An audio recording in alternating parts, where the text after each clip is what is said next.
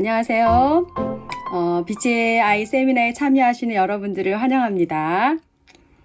이 더운 여름날 코로나가 더 기승을 부리고 있는 이 시점에 다들 안녕하신가요? 각자의 삶과 가정, 직장, 교회 공동체 안에서 사명 감당하고 계시는 우리 여성 사역자님들, 그리고 어머니들. 예측 불가능한 하루하루, 한 주 한 주를 살아가고 있는 이때에 이 세미나를 시작하게 되었네요. 그래서 특히 이번 세미나가 여러분들에게는 예상치 않은 선물이 되었으면 합니다. 저는 정일령입니다. 인도에서 20여 년 사역을 하고 지금은 예수전도단 선교본부에서 섬기고 있어요. 인도에서 선교사역은 어린이, 청소년, 기독교 교사들을 대상으로 하는 교육사역을 주로 했고요. 지금은 한국의 안식년을 기점으로 나온 후에 선교지로 복귀하기 전 선교본부 사역도 섬기지만 여전히 교육 선교를 위해서 사역 현장과 학업을 겸하여 일하고 있습니다. 저는 두 자녀가 있는데 20대로 성장해서 이제는 독립 단계에 이른 두 자녀를 두고 있는데요. 자녀가 이렇게 다 성장했다고 해서 부모로서의 역할이 다한 것은 아니다라는 것을 경험하고 있어요. 하지만 자녀를 선교지에서 사역 현장에서 양육하며 지난 시간을 이렇게 되돌아볼 때 아무래도 지난 시간에 대한 아쉬움도 많이 남고 또 현재 어린 연령의 자녀를 두신 분들을 보면 부럽기까지 합니다. 그만큼 여러분들의 시간에 아이들에게 긍정적인 무언가를 해줬을 때 형성해 줄 수 있는 신앙과 인생의 기초가 엄청나게 크다라는 결론이 있기 때문인 것 같습니다.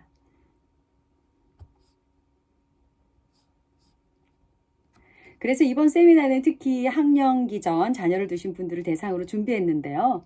만 3, 4세에서 6, 7세에 해당하는 연령의 자녀를 두신 여러분들, 여름방학이 시작되고 가정에서 자녀들과 보내는 시간이 더 많아지는 시간이 되었는데요.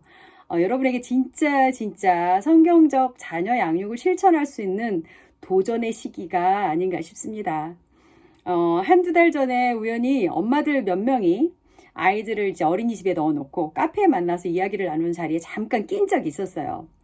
같은 나이 또래 자녀들을 둔 엄마들의 모임이어서 그런지 또 오전에 남편과 자녀들로부터 온전히 자유로워지는 그 2시간 반의 여유가 있는 시간이어서 그런지 얼굴들이 모두 다 야, 이 시간이 영원했으면 하는 그런 느낌들의 얼굴이었어요.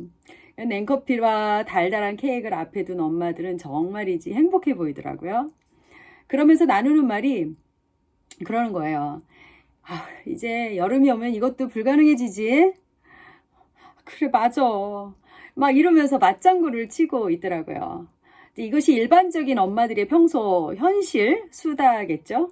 우리들도 별반 다를 것이 없을 수 있지만 이것 이상 뭔가가 다른 것이 있는 것이 우려해야 되지 않을까 하는 생각을 해봤습니다. 여러분들은 자녀 양육을 보통 방어적으로 하세요? 아니면 적극 전방위 돌진형으로 하세요? 아마 가정과 사역을 오가거나 아예 융합된 세팅에서 살고 계시는 선교사님들이나 이제 간사님들은 미리미리 예견하고 계획해서 진행하기보다는 일어나는 일들을 그때그때 수습하고 해결하며 살아가느라 이제 정신이 없을 때가 더 많을 것 같아요. 제가 그랬으니까요. 선교지에서 일이 터지면 터지는 대로 그때그때 대처하고 해결하고 그랬던 연속인 것 같아요. 그러다 보니까 자녀 양육도 뭔가 성장과 발전을 위해서 미리 계획하고 해준 것보단 방학이네? 이제 개학이네? 시험 본대? 엄마가 언제까지 도와줄게? 이러면서 적어도 일이 밀리지만 않아도 다행인 삶을 살았던 것 같습니다. 그런데 한국에 들어와 보니 제 주변에 그래도 어린 자녀를 키우면서 조금이라도 그런 현실 일상 속에서 신앙교육, 인성교육, 영성 발달을 위해서 의식하고 계신 크리스천 부모님들이 있더라고요. 특히 예수전도단의 간사님들이나 선교사님들, 특히 혹은 지금 현직 예전단 간사는 아니어도 예전에 훈련받고 교육받은 분들은 보통 분보다는 좀 더 아이들 양육하는데 본질적인 삶 속의 신앙을 자리 잡게 해주고 싶어서 되게 노력을 하고 계시더라고요. 이미 그렇게 실천을 하고 계시는 분들도 계시고요. 정말 훌륭한 것 같습니다. 하지만 홀로 그러한 노력을 할 때는 도전도 격려도 스스로 해야 되잖아요. 그래서 이번에 이 세미나를 조직하게 되었는데, 저도 성경적 양육에 성공한 사람은 아니지만 적어도 많은 고민 가운데 양육을 해본 사람이고, 또 이번에 이 일을 준비하면서 함께 준비한 이현주 간사님 같은 경우에도 현재 유아기 연령에 해당하는 자녀를 키우면서 어떻게 하면 자녀를 성경적으로 기독교적인 가치관으로 양육할지에 대해서 고민하며 공부하며 열심히 실천해가고 있는 모습을 보았어요. 이미 자신의 양육 컨텐츠를 만들고 실천해 나가는데, 거기에 따른 질문들, 새로 배우게 된 사실들을 현실 육아에 적용해 나가는데 이제 질문이 생겨나게 됩니다. 아무리 좋은 교육 이론과 방법들이 이제 제안이 되어도 실제 상황에서 신앙을 가진 다른 부모들은 어떻게 하시는지 궁금하게 됩니다. 그래서 오늘부터 이어지는 저의 강의는 유아기의 자녀들의 성장 발달에 대해서 이제 성경이 말하는 성장에 대해서 이야기해 보려고 합니다. 근데 수많은 교육가들이 관찰하고 연구하고 발견한 일반적인 사람, 어린이 성장의 모습을 알게 되면 현재 내 자녀의 성장이 어디에 와 있는지 이해할 수 있고, 그렇다면 내 아이가 왜 이렇게 행동하지 하는 것에 대한 질문에 대해서 답을 얻을 수 있게 됩니다. 우리가 흔히 기질 테스트를 해보잖아요. 그걸 왜 하죠? 내가 어떤 타입의 사람인지, 그리고 내가 가까이 관계하는 타인이 어떤 타입의 사람인지를 알면 그 사람들의 행동들, 반응들을 왜 하는지 더 잘 이해해서 발전적으로 그리고 긍정적으로 내가 대응하고 도와줄 수 있기 때문이지 않겠어요? 마찬가지로 어린이의 성장 단계를 공부하는 이유가 있다면 바로 내 아이의 신체적인, 인지적인, 그리고 도덕적, 사회적인 발달이 어떤 단계에 와 있는지를 알고 그것에 적절하게 자극도 주고 수용도 해가면서 건강한 발달을 도와주기 위해서입니다. 이제 이것을 잘 모를 때는 너무 과한 요구를 해서 아이를 혼란스럽게 한다거나 아니면 억울하게 만든다거나 투머치한 설명을 막 늘어놓아가지고 아이가 지치게 만들 수도 있거든요. 동시에 그러면 부모도 지치고 실망스럽고 짜증도 나고 그럴 수 있거든요. 자, 그래서 아이 성장 발달에 대한 좋은 이해는 부모도 자녀도 적절한 기대치를 가지고 적절히 훈육할 수 있는 마음의 여유를 가지게 해줍니다. 특별히 이번에 세미나의 주제가 빛의 아이잖아요. 성경 말씀 너희는 세상의 빛이라 마태복음에 있는 말씀을 중심으로 해서 이 주제를 정해서 진행하고 있는데요. 이번 강의에서는 교육 이론가들이 설명하는 어린이의 인지 발달, 사회성 발달을 중심으로 이야기를 할 겁니다. 기독교 교육을 이야기하고 성경적 양육을 이야기하는데 이 부분이 이제 여전히 중요한 이유가 있어요. 그것은 바로 이 교육가들이 수많은 관찰과 연구를 통해서 종합되고 테스트되고 그렇게 해서 정리된 이 교육 이론이 바로 하나님이 주신 귀한 일반 계시에 해당되기 때문입니다. 우리가 지향하는 성경적 양육은 성경을 기초로 삼는 교육이지만 그것은 즉 성경이 품고 있는 세계관을 기초로 시작되는 교육입니다. 그 말은 우리의 양육 교과서는 하나님의 계시로 시작되어져야 한다는 말이고, 하나님의 계시는 특별 계시인 성경뿐 아니라 일반 창조 세계에 돌아가는 이치 안에서 관찰할 수 있는 일반 계시를 포함한다라는 겁니다. 주로 일반 계시는 하나님의 피조 세계 자연 만물들 안에서 일어나는 자연 법칙들만 생각을 하는데요. 그 모든 자연 만물 중 핵심 피조물인 인간이 어떻게 지어졌는지에 대한 공부는 제외시키는 경향이 있습니다. 하지만 다른 어떤 동물들과는 다르게 우리 사람이 창조되어졌다는 거, 인간이 어떻게 지정의를 가지고 하나님의 이미지를 받아서 형성되었고 또 오랜 시간에 걸쳐서 성장하게끔 자라도록 이렇게 만들어졌는지에 대한 그것에 대한 공부와 축적된 지식은 하나님이 인간에 대한 창조 목적, 사람이 살아감에 대한 뜻을 발견하게 해주는 지식입니다. 일반 계시를 통해서 주신 하나님의 지식이에요. 그래서 우리가 이것을 성경과 함께 공부할 필요가 있다는 겁니다. 하지만 여러분도 아시다시피 일반 계시가 눈에 보이고 경험되어지고 관찰되어진 사실들을 재료로 엮다 보니 인간의 해석이 들어가게 됨으로 인해서 잘못 이해된 지식들이 존재할 수 있다는 위험이 있어요. 그래서 하나님이 성경이라는 특별 계시를 우리에게 주신 것이 아니겠어요? 그래서 항상 성경의 특별 계시는 일반 계시를 확인하고 체크하는 필터 역할을 해야 된다는 것을 잊으면 안 되겠습니다. 말하자면 특별 계시인 성경은 우리가 다루는 많은 교육적인 이론이나 방법론을 필터링할 수 있는 절대적인 기준이 돼야 된다는 것입니다. 그래서 이것을 꼭 기억하고 우리가 강의를 듣도록 하겠는데요. 특히 오늘 1강에서는 자라나는 아이라는 주제로 어린이 성장 발달 이론들을 언급하며 나아가겠어요. 우리 아이들이 신체적으로, 인지적으로, 사회적인 성장이 일반적으로 어떻게 이루어지는지 이야기할 텐데요. 이 지식들은 하나님이 우리에게 주신 유용한 일반 계시적 지식이기 때문에 잘 사용하여 빛의 자녀로 성장시키는데 잘 사용하시면 됩니다. 하지만 성경의 진리라는 프레임 속에서 해야 되는 것은 정말 중요하다는 것을 말씀드리는 겁니다. 이런 세미나를 하는 목적 중 중요한 것 한 가지, 이런 세미나를 하는 중요한 목적 중 한 가지이기도 해요. 요즘 좋은 교육 이론들이나 방법론들이 아주 넘치고 있잖아요. 무조건 좋다고 다 갖다 쓰는 것은 아니라는 거죠.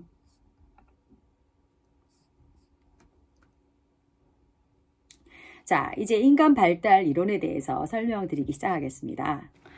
실제로 인간 성장 발달 이론을 제시하는 많은 사람들이 카톨릭 신자나 유대인이나 기독교인인 경우가 많습니다.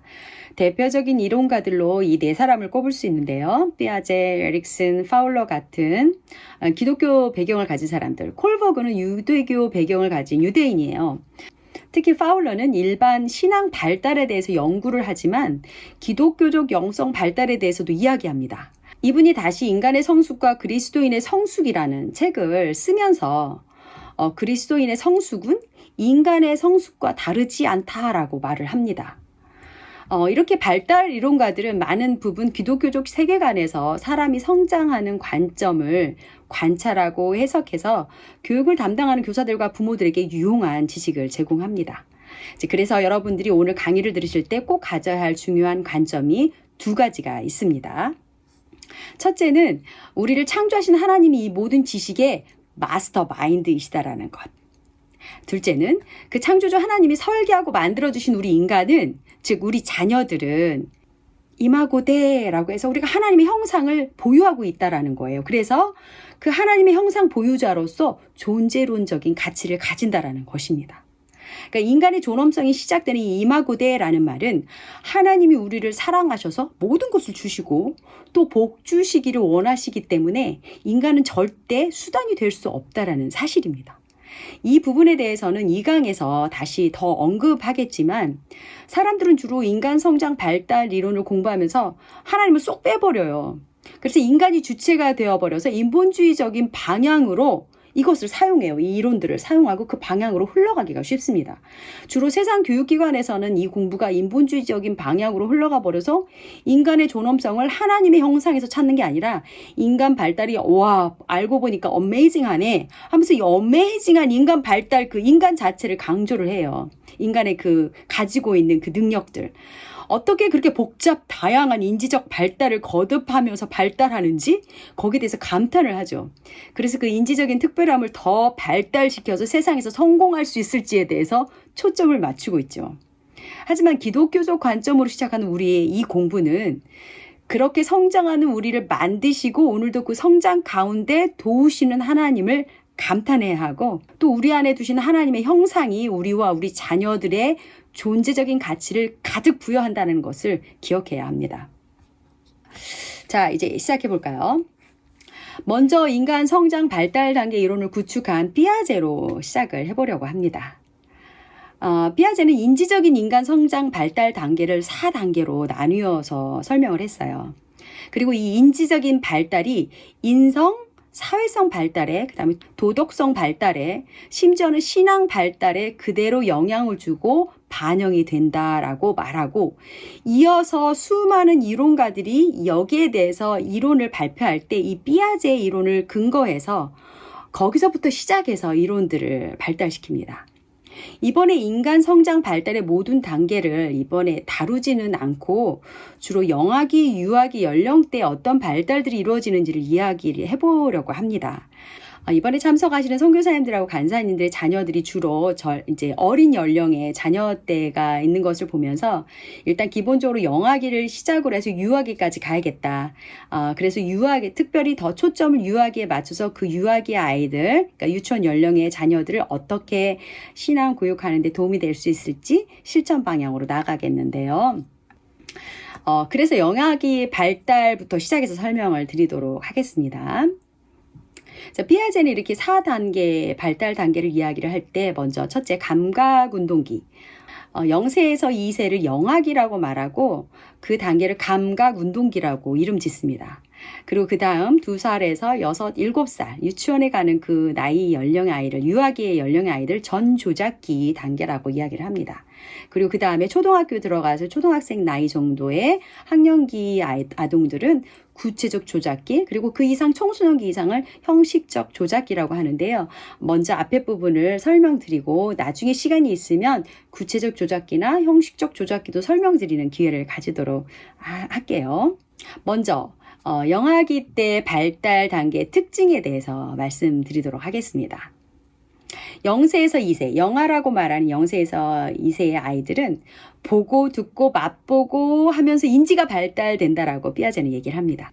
주변 환경의 것들을 경험하면서 센싱하면서 그러니까 만지고 물고 떨어뜨리고 이렇게 하면서 터치하면서 세상이 이런 것이구나. 그 속에 내가 여기 있구나 하고를 이해하기 시작한다라는 거예요. 그런 연령이라는 거예요. 그렇게 하면서 내가 내 몸을 가지고 있다는 것 자체를 인식하고 배워나가는 시기라는 거예요. 그래서 생애 초기 동안의 운동 발달, 내가 감각하고 운동하는 것을 통해서 내 생체를 인식하고 조절하고 통제하는 것을 배워나가기 시작합니다. 그래서 이때는 아이들이 몸 자체가 가장 좋은 놀잇감이 되는 나이예요. 그래서 아이들이 자유롭고 안전하게 주변 환경을 탐험하고 센싱하고 놀 수 있게 도와주는 것이 가장 중요한 시기입니다. 그러면서 인지가 발달하고 지적인 영역이 발달하게 되는 거예요. 이렇게 사진에 나와 있는 것처럼 요즘에 이제 이 영아기 아이들을 데리고 감각놀이들 많이 하잖아요. 이제 모래놀이가 대표적인데 요즘에는 모래놀이뿐만 아니라 밥튀김, 미역, 두부, 심지어는 여름에 수박을 가지고 감각놀이 같은 거 많이 하시더라고요. 이렇게 이제 영아들이 자기의 신체 활동과 주변 탐험 활동을 활발하게 하기 시작하면서 우리 영아 아이들은요, 이 두뇌의 시냅시스가 발달하기 시작해요. 시냅시스라는 것은 우리 두뇌에 있는 신경 세포들을 말합니다. 이때 아이들의 두뇌 사이즈를 한번 생각해 보세요. 몸에 비해서 머리가 차지하는 비율이 큽니다. 영아기에는 뇌 발달이 급속도로 이루어지는데요. 영아는 성인보다 더 많은 수의 신경세포, 시냅시스, 또 다른 말로 하면 뉴런들이 존재하고요. 그런 뉴런들을 가지고 있습니다. 주변 환경의 입력에 의해서 이 뉴런들이 자극을 받으면 좀 더 복잡하게 정교한 의사소통 체계를 형성하기 위해서 새로운 시냅시스를 계속 만들어가게 돼요. 이 많은 시냅시스가 영아가 생존하는데 어린이가 생존하는데 필요한 운동 기능, 인지 기능, 사회적 기능을 획득할 수 있도록 도와줍니다. 그러니까 말하자면 아주 거미줄같이 촘촘하게 이 뉴런들이 생겨나고 연결되고 가지들이 생기고 이러면서 지적인 인지적인 작용이 늘어나는 거예요. 발달하는 거예요. 특히 이때 좌우 신체 움직임이 아주 활발하게 이루어지는 때인데요. 엉금엉금 기어다니는 움직임, 왼손에 있던 물건을 오른손에 쥔다든가 또 춤을 추면서 팔다리를 활발하게 움직이면서 좌뇌, 우뇌 사용이 반복적으로 교차하게 돼요. 그러면서 좌뇌, 우뇌를 연결하는 시냅시스가 증가하고 뇌량이 증가하면서 지적인 활동이 발달하게 되는 거예요. 그래서 영아기 때는 뇌 발달에 민감한 시기예요. 뇌에 대한 자극이 이때 절대적으로 필요하게 됩니다. 그래서 영아는 다양한 자극을 경험하면 각기 독특한 자기만의 뇌를 만들어가게 됩니다. 그 결과 중에 하나가 언어 발달로 표현되는데요. 일반적으로 24개월 전후가 되면 언어가 폭발적으로 느는 시기가 옵니다. 발음이 아직은 정확하지 않아도 의사소통을 엄청나게 하기 시작하죠. 그래서 엄마들은 자기 자녀의 그 미스테리한 말들을 기가 막히게 알아듣게 되잖아요. 이때 발음이 명확한 아이들도 있지만 발음이 늦게 튀는 아이들은 소통의 답답함을 줄여주기 위해서 간단한 수화를 가리키기도 하는데요. 그게 모두 인지 발달의 연상선에서 계속 잘 발달하라고 쓰는 방법이기도 한 겁니다. 때문에 이때는 영아가 편안하게 자유로운 탐색과 활동을 할 수 있도록 물리적인, 심리적인 환경을 만들어주는 것이 정말 중요합니다. 이제 다양한 감각적인 경험을 할 수 있는 놀이, 걷고 달리고 기어오르고 춤을 추고 해도 그것들이 위협당하지 않는 안전한 환경을 만들어주는 것이 정말 중요하고, 움직일 수 있는 공간을 충분히 이제 주어진다면 더욱 좋겠죠. 그리고 이제 뇌가 형성되는 시기니까 뇌가 형성이 되고 유지되는 데 필요한 영양소 골고루 섭취할 수 있도록 도와주는 게 굉장히 중요한 나이입니다. 신체적으로, 인지적으로 이러한 발달이 영아기 때 일어난다라는 거예요. 그럼 이 영아기 때 또 일어나는 어떤 심리 사회적인 발달이 있는데 그것의 시초가 사실은 이겁니다.